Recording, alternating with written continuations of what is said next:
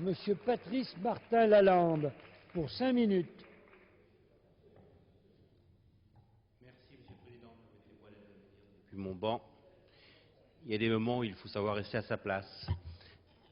Comme je l'ai exprimé dans l'enceinte du Palais Bourbon en ouvrant le colloque Monde culturel et Internet vers une réconciliation, point d'interrogation, le 16 janvier dernier ici, je ne cacherai pas ma circonspection.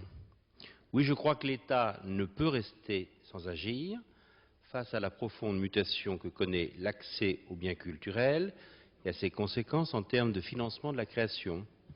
Oui, il serait particulièrement paradoxal que la France, qui depuis un demi-siècle a inventé et réussi à faire vivre un modèle original et envié de financement de la création, renonce à inventer les outils de politique culturelle de l'ère de l'Internet.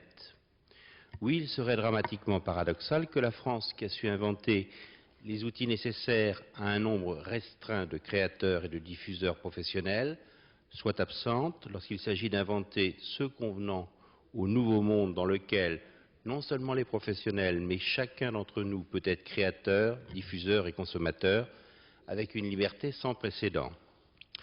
Oui, il serait encore paradoxal que, après la démonstration faite par Denis Oliven qu'un accord est possible entre les professionnels de la musique, du cinéma, de l'audiovisuel et de l'accès à l'Internet, le législateur renonce à poser des règles. Pour autant, le législateur mesure pleinement le risque de fixer des règles applicables à une matière en pleine effervescence permanente.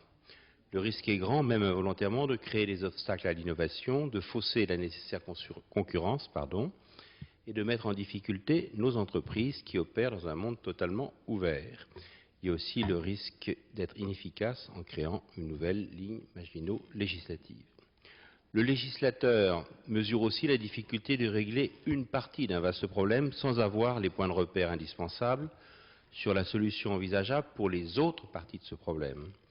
Par exemple, le problème de la gratuité reste posé de manière très paradoxale.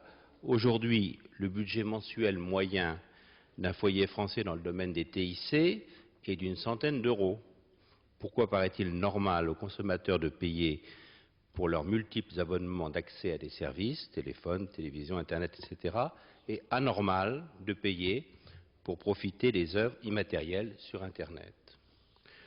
Autre exemple, pourquoi ne traiter que la question d'une des formes de vente directe des biens culturels, la vente en ligne, pour assurer le financement de la création, alors qu'en France notamment, ce financement a toujours été largement assuré par d'autres formes de vente directe et par d'autres ressources indirectes, comme le mécénat, les subventions publiques, les avantages fiscaux ou encore les redevances. Pourquoi continuer de se référer exclusivement au modèle de la création et de la diffusion assurée par un petit nombre de professionnels, alors qu'une part croissante de la création et de la consommation de biens culturels est désormais assurée par l'intervention d'un nombre quasi illimité d'internautes à statut très variable au sein de réseaux de mutualisation? Le rapport du créateur au public est en train de changer radicalement, ce qui inquiète logiquement les bénéficiaires de l'ordre économique antérieur. S'autoproduire est aujourd'hui possible pour les artistes qui peuvent se passer des maisons de disques pour toucher leur public.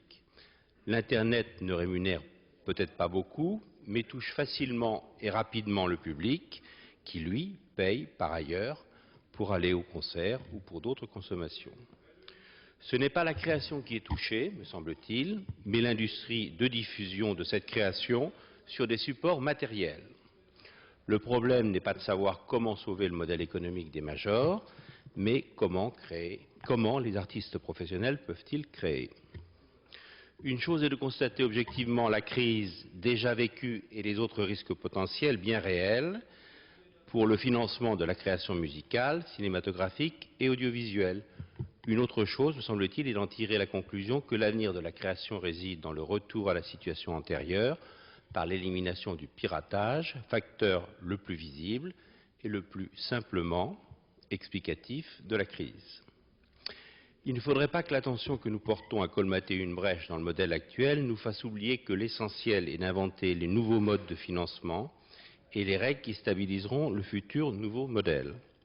En conclusion, oui, sous certaines conditions, on reparlera de l'amende par exemple, oui à la loi création et Internet, qui peut, pour les acteurs historiques, amortir le choc de la mutation, donc être une loi de répit, mais surtout oui aux futures étapes législatives que nous devrons accomplir très rapidement pour donner à notre société de l'information les moyens de sa diversité culturelle. Merci. Merci, Monsieur Martin Lalande.